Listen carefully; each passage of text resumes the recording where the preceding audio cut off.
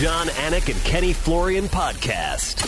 Jon, Anik, and Kenny Florian. I f***ing love them. I can't get enough of them. Let's hear that Boston next. Big jab there from Duffy, and Frank Mir is hurt now. Down goes Duffy, out cold. Frank Mir does it again.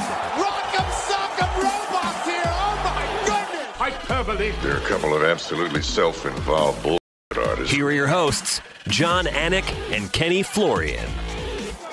Headshot, bang, done. Going down to miss, I couldn't do it. The odds that I couldn't do it. Look at me now. Level it. Half a pound. Headshot, down. It's the most wonderful time of the year. UFC 296, just days away.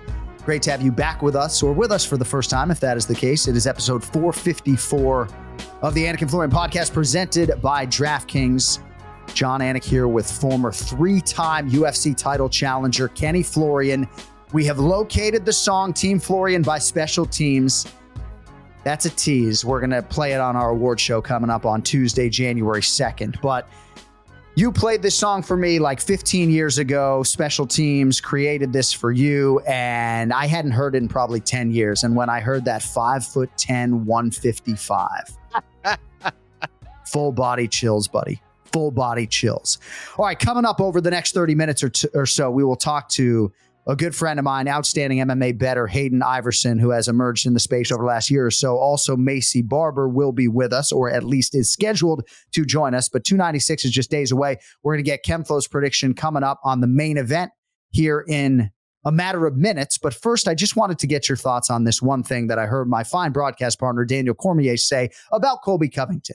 And the theme is essentially that nobody has done more with less than Colby Covington. And for me, you know, I feel like there might be some truth in there, but largely I don't subscribe to that theory at all. I think you can actually argue that it's somewhat insulting to suggest that he doesn't have maybe the natural gifts of some of these other guys. Now, Colby Covington has talked of this third lung since he was on a soccer pitch at 7 years of age. So that to me speaks to a natural gift that he has certainly weaponized in mixed martial arts.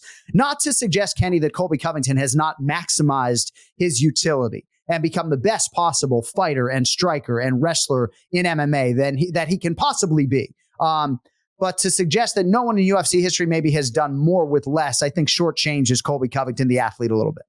I think that's accurate. For me, Chael Sonnen is the guy that stands out in that regard. No disrespect. It just, and Chael was great on the mic. I think that's where, maybe some of those comparisons between him and Colby lie as well. But I think that, because Colby gets so much attention by the things that he says, and maybe this is by design, that his skills are underestimated a great deal. And of course, the thing that really stands out, if you've ever seen a Colby Covington fight, is not only his conditioning, but his heart. He is not going to go away. He is not going to give up on himself. He is one of the toughest fighters that I have ever seen compete inside the octagon. And I've seen a lot of fights, so that says a lot. I don't like handing that title out easily, but Colby is easily on that list. And you got to talk about his wrestling skills, his ability to control you, his ground and pound. I also think he's very underestimated as a striker as well. And I think similar to what happened to Conor McGregor in that fight against Khabib Nurmagomedov, sometimes you focus so much on stopping a takedown that you leave yourself vulnerable on the feet because you don't respect those striking skills. And I don't think Leon Edwards wants to do that against someone like Colby Covington, who we haven't seen fight in a long time. And Colby kind of very secretly will stay training and stay evolving. Oh, yeah. And a lot of improvements can be made during that time. So, if Leon is doing his homework and is a professional like I think he is, I don't think he's going to underestimate someone like Colby on the feet either.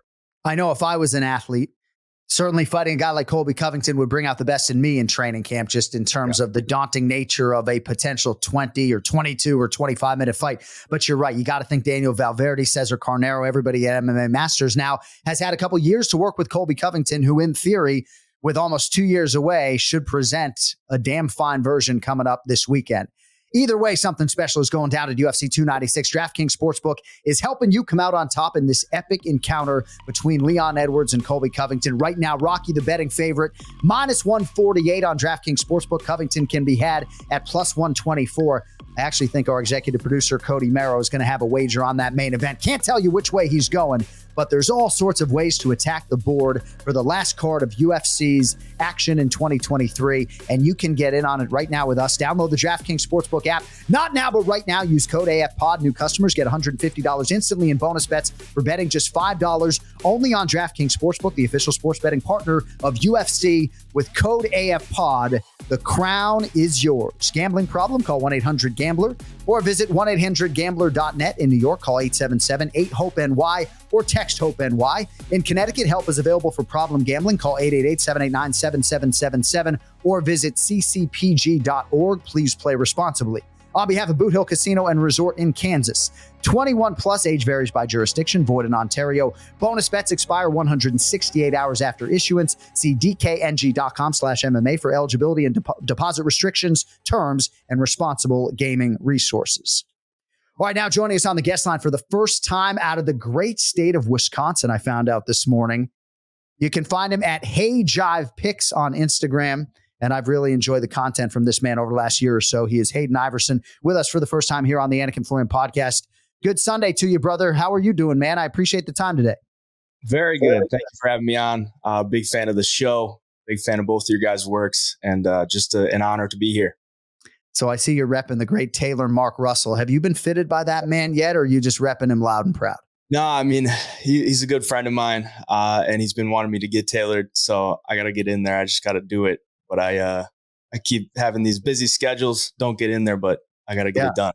Too busy handicapping 41 UFC live events a year. So before we get into some of your action for UFC 296, I guess I just was curious how you sort of got into the space. I know you're living in South Florida now, but when did you sort of start breaking down this wall and creating some traction in the MMA betting world? Yeah, so I started basically just watching other people do it on TikTok, on Instagram. And then I started doing it myself because I'm like, I want to get more into the betting space. I'm already putting all this time in working on these plays and stuff. Might as well push it out to people, see if it sticks. And eventually kind of found my niche more with the UFC. I started out doing basketball, football, and UFC, but I found UFC was a little bit more fun for me.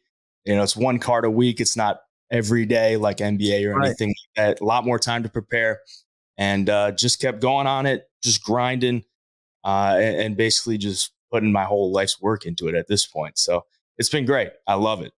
So I own the Twitter handle Free Play Today. And at one point I was going to try to put a free play out there every day, KenFlo, but it's too much. Like, it's too much research. I've actually softly suggested that my twin brother do it. But I really enjoy your content and your energy. To that end, before I get KenFlo's prediction on UFC 296, you heard me mention the betting odds right now. Leon Edwards minus 148, few days out. Colby Covington plus 124. Do you have any bets down right now? And ultimately, where will your action fall on the main event at UFC 296, Hayden? I don't have any bets down right now. This is going to be a really tough one to lay off the plus money on Colby Covington because there's a lot of hype going on with him coming off the layoff. Donald Trump's going to be in the building. No, it's a fight that everyone is going to be invested in because Colby Covington is fighting. We haven't seen him in a long time. But when I think about this fight from a logical perspective, I just don't see how I could pass up on Leon Edwards at minus 148 after he just beat Kamaru Usman twice. I actually like that he took the long layoff. He fought in March. I know Colby wanted to get it done in like July. I thought that was smart for him to not take it in July, take this fight in December, and get the time to recover.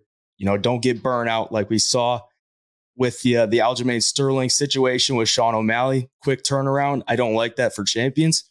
So Leon Edwards coming into this one, if he wants to win this fight, if you want to beat Colby, I think you got to be a good counter striker. And I think Leon Edwards is a very good counter striker because Colby's going to throw a lot at you on the feet, going to obviously chain wrestle.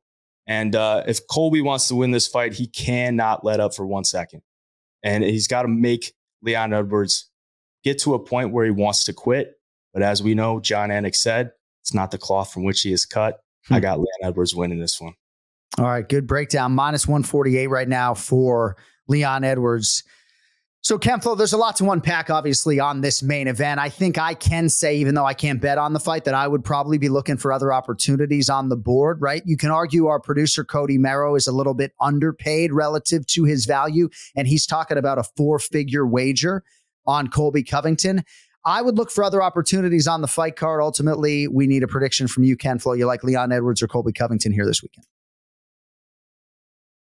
I certainly think Colby in this fight is an interesting underdog pick, and it's pretty close overall. I think that Cody's best bet, as Hayden, kind of broke down here, is, obviously it's going to be via his wrestling. He needs to lead with that. I think where it gets interesting is if he's able to break through and make it a battle of wills. Not always an easy thing to do when you have a fighter who is as skillful as Leon Edwards. And that's what Leon needs to do here. He needs to lead with his skill and not even let it go to, who's going to be the more durable guy, who's going to be the more conditioned guy. Because if he does that, then it's anybody's fight. And I like Colby in that spot. He's about as tough as they come. However, I do think Leon Edwards' skill is going to be enough on the feet with his counter wrestling. I think if Colby can combine that crazy pacing and get Leon Edwards tired, get him fatigued mentally, physically, spiritually, then he can get his wrestling to work. I just don't think it's going to be enough here. I think Leon Edwards getting all that cage time, getting those wins over Kamaru Usman is going to do great things and allow him to be that much better in this fight. So I like Leon here. He's matured so much as a fighter, has only gotten better. And I think Leon is in a great spot to shine. Not an easy thing to do against Colby Covington. I think this will most likely go to decision because he's so durable, but give me Leon Edwards here as well. Teddy Atlas isn't the only combat sports mind to suggest that an athlete gets appreciably better when they break through and win a championship. Certainly, I think we saw some of that with Leon Edwards, but in the media that I've ingested leading up to this fight, repeatedly Leon has referenced the shape that he is in. Like, I feel like, fear is maybe a word that has a negative connotation, but the fear factor in going 25 minutes with Colby Covington is such that I think it produced a great training camp from Leon Edwards.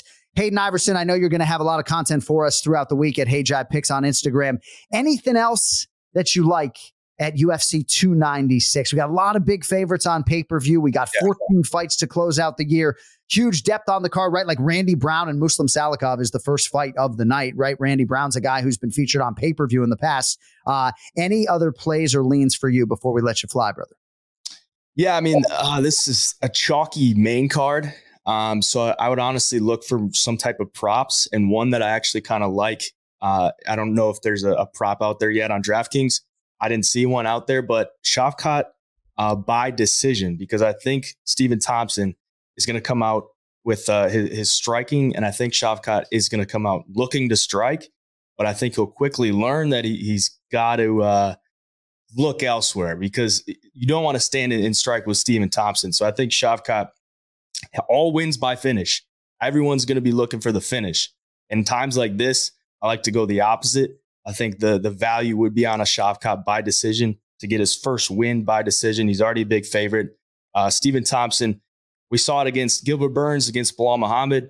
He can get wrestled up and still survive and make it to the end of the fight. It's only a 3-round fight. I think Shavkat by decision at the value. I don't know what the price will be yet, but I would expect it to be a little bit juicier than something inside the distance.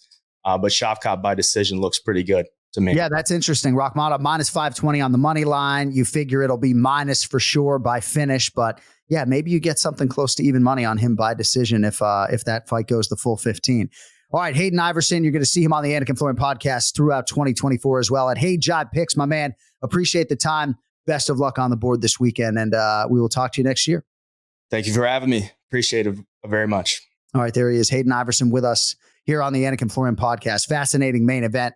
But we are going right back to the guest line right now, and joining us is a fighter who really broke through as a legitimate world title contender in 2023. Now the number 7 ranked flyweight in the world. The future Maycee Barber is with us. Maycee, how are you? I'm doing great. How are you? Doing better now. We appreciate the time. And I found myself going back to the Amanda Hebos fight this morning, just in advance of our conversation and your post-fight interview and everything else. You know, it's hard to win 5 straight UFC fights. I think KenFlo's longest winning streak was actually 6, if I'm not mistaken. But I'd imagine like walking through your life, even coming off of surgery, like everything is better when you have this type of pro athlete momentum, is it not? Yeah, I mean, I love having the momentum. Obviously, it's something that, you know, when I actually had the first surgery, like it was not planned to have a major surgery. It was not planned to have a pretty big loss. And it was not planned to have, you know, 2 back-to-back losses. But I honestly feel like even though I had the goal of being the youngest champion in the UFC, that was such a huge blessing in disguise for me. You know, I feel like at 25 years old, I have so much knowledge, so much experience, and so much potential within the sport. And I honestly feel like that has set me up for this title shot. Hopefully, you know, coming off of my next win. All right, so your last fight, I want to marinate on this just for a second against Amanda Hebos in Jacksonville in June. It was the fight of the night, first live event that I took all 3 of my kids to because it was happening early in the day. It was like the most bloody event that I think I called all year. And you factored into that, of course. But you had a head kick at one point in this fight, and that's what sort of set up the beginning of the end. But like a lot of fighters, that could have been a viral head kick knockout moment for you, right? Even though you got bonus that night, like the technique was beautiful. You landed it beautifully, obviously on a fighter that can take a shot. But I don't know. Do you recognize how quick you, or how close you were, I should say, to like a super viral moment there? Or am I crazy? No, I do. And I mean, honestly, that's something that I worked on with Danny Castillo. He was like, dude, all I see is a head kick. All I see is a head kick. We're going to get over the head kick. And we drilled that so much. I drilled that so much with like all the coaches, but I remember Danny just sitting there the whole week too. He was like, dude, we're going to get a head kick knockout. And honestly, I think that that's something that like, I have great kicks. It's just one thing for me to like really put the extra bit behind it. You know, like I do have the ability to knock someone out with a head kick. I just have to, you know, go for it. And I feel like this fight really showed me, not just me, but showed a lot of people that, you know, I do have the ability to just like put those kicks up there. But now it's time to, you know, turn it up a notch. If I had turned it up a notch, we could have knocked her out. And, you know, it's a learning lesson. But honestly, I'm so grateful for that finish. Like it was a great one. And it's something we planned for. Yeah, Maycee, for me, it was one of the most impressive performances of your career. I think your ability to put it all together, like your range seemed different. You seemed just so much more comfortable out there with your strikes and your range. What do you attribute to that to? Is it the coaching change, like with the training approach, or are you just maturing as a fighter and putting it all together yourself? I mean, I don't think you can attribute it to just one thing. You know, you can't just be like, oh, it's just the coaches. And I can't just be like, oh, it's all me. You know, it's not all me, and it's not just all the coaches. You know, it's us together as a collection. And honestly, I think that it's just me. I honestly got so sick of these decisions. You know, that's not the fighter that I came into the UFC as. That's not the fighter that I ever want to be. I want to be someone that goes out and, you know, is always going for the finish. And knowing that, you know, again, putting the coaches in the mix with me, you know, putting Danny Castillo, Guilherme, putting Uriah Faber, all of the people that I've been able to work with, Chris Holdsworth, like putting everyone together has really helped me be able to not only just like really let myself go and let myself shine the way I want to shine, but also just have that like comfort when I walk in there. You know, it's the work that we put in. Yeah, that was evident. You have another tough fight against Katlyn Chookagian. It seems like in March. How do you see that fight going down? Honestly, same as last one. I'm going to get a finish. This is one that I am very confident in my ability to finish. I know that she's coming off of a bit of a layoff. I also am coming off of a little layoff, just with a little injury, you know. But honestly, this is the one. This is the one that's going to really be able to solidify my chance at a rematch with Alexa Grasso. So your confidence is just undeniable at 25 years of age, your maturity, like you could do television. I'm not going to take you down that road today, but like if you want to do the television thing, that world is going to open up to you as well. But can you like quantify the confidence that you get from beating Hebos and then take in to this next fight? Because I know a lot of us were remarking about your poise and your confidence, like going into that fight. But then you add this performance, like, does it mentally take you to a different level? Can you quantify that? I think it does. I think that every single fight that I've gone through has been able to take me to another level. You know, some of them are to humble me and some of them are to, you know, really help me elevate.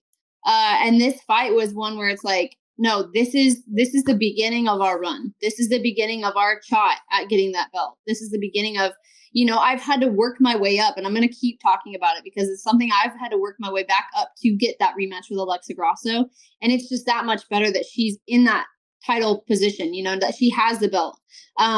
You know, I've been on a 5-fight win streak since that fight.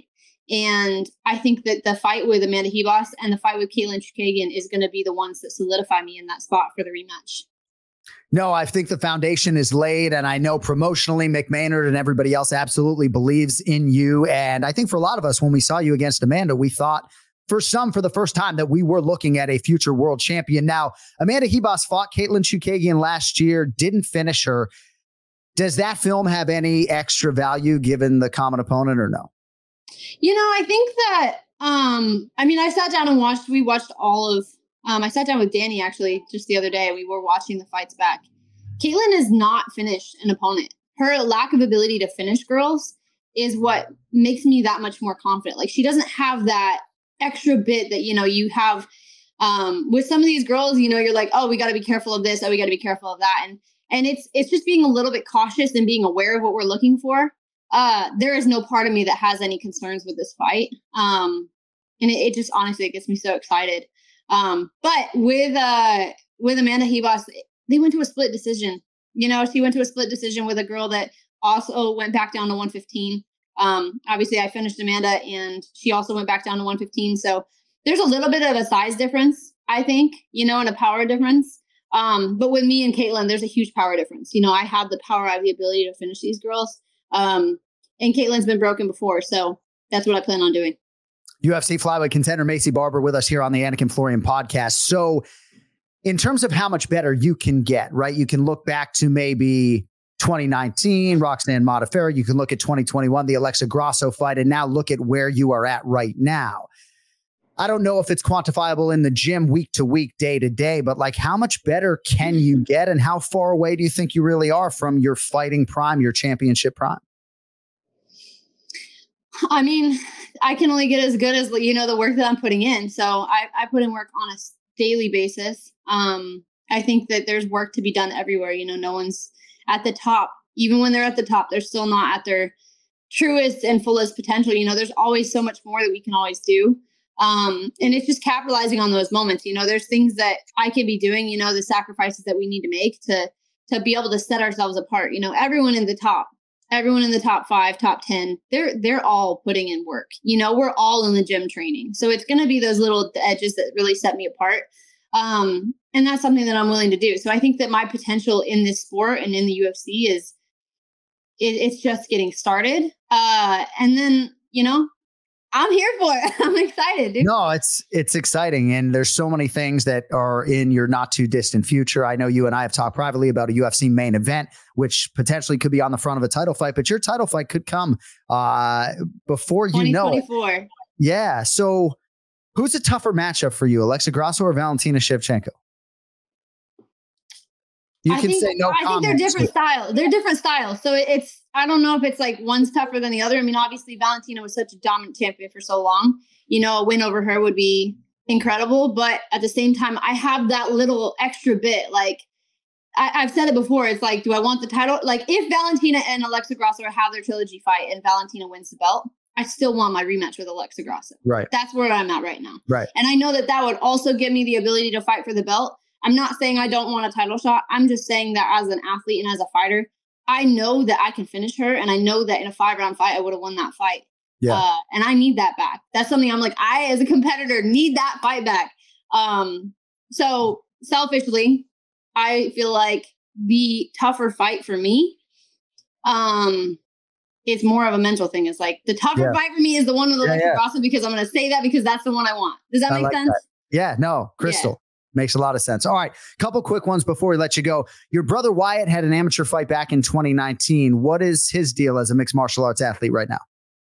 I wish he was being a fighter right now. I'm actually in his room doing this interview. All right, I'm glad we asked about him then. But for him as a fighter, I mean, I don't know. I mean, he's 21 now. Apology's wrong. Says he's 22. It's fucked. Oh, my bad. Probably 22. I could be wrong. I could be wrong. I have a lot of siblings. But yeah, I'm hoping to get him back in the gym. I mean, I know that he'll be around. He's been doing a lot of my videography.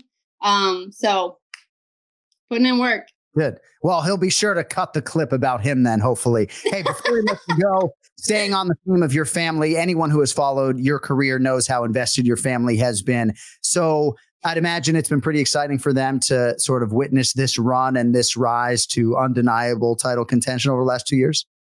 Yeah, I mean, I know that my family's been here for the whole thing, and there's been some ups and there's been some downs. The fight that I have with Roxanne Modafferi, when I sat in the shower, my mom was trying to help me get the blood out of my hair from a torn. Like I had torn ACL and I'm sitting in the shower. We're just sitting there crying together. It was a very real and raw moment. And her and I just sitting in there with her trying to wash the blood and just watching it pour down my body, just crying.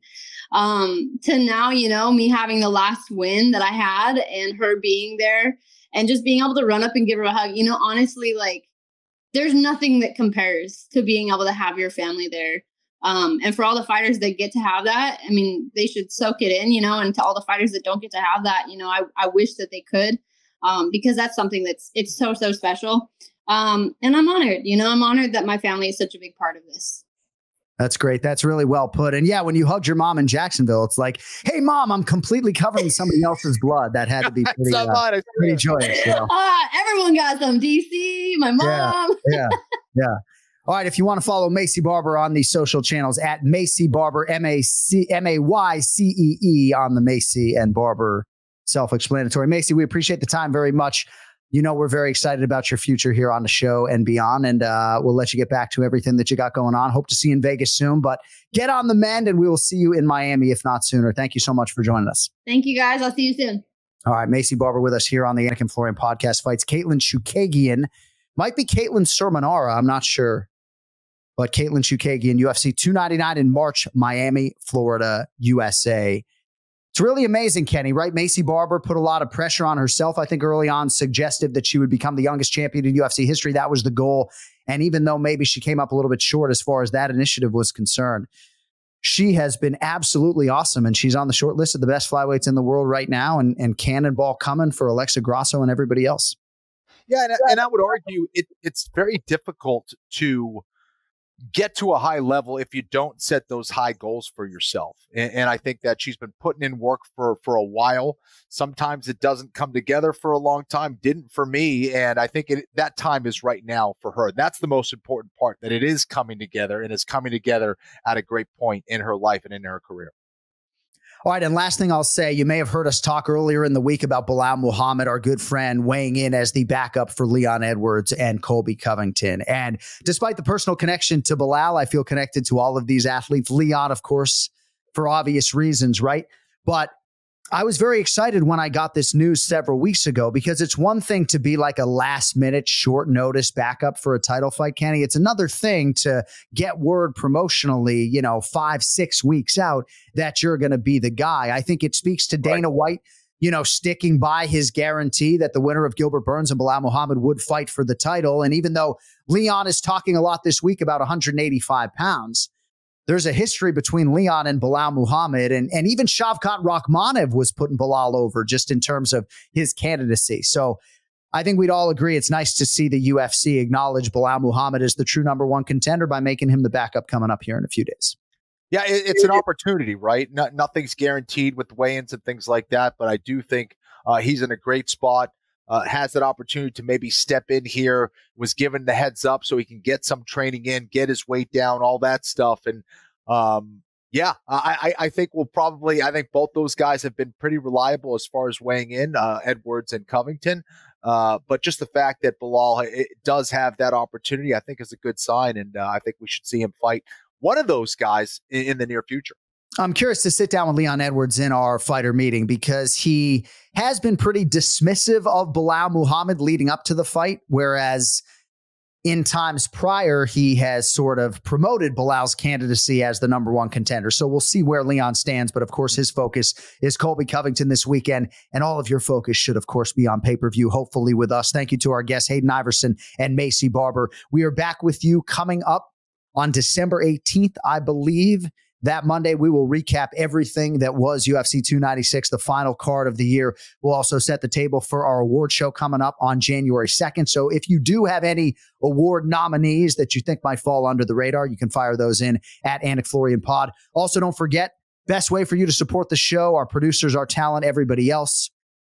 Working behind the scenes, JonAnik.com. We have sales going on our merchandise. I think the code is holiday right now for 20% off in advance of UFC 296. All of our new designs are up right now. Also, check out KennyFlorianMartialArts.com, Argus Integrated Defense. One more sleep designs, by the way, coming soon to JonAnik.com as well. And don't forget, remember the show live every Thursday night on the Anik and Florian Podcast YouTube channel. Thank you all for checking out the program here on the DraftKings Network and the DraftKings YouTube channel. I'm off to Vegas for UFC 296. We will talk to you to recap it all on Monday with that for our producer, Cody Merrow, and the great Kenny Florian. I'm Jon Anik. We will talk to you next week. Until then, enjoy the pay-per-view. Till then.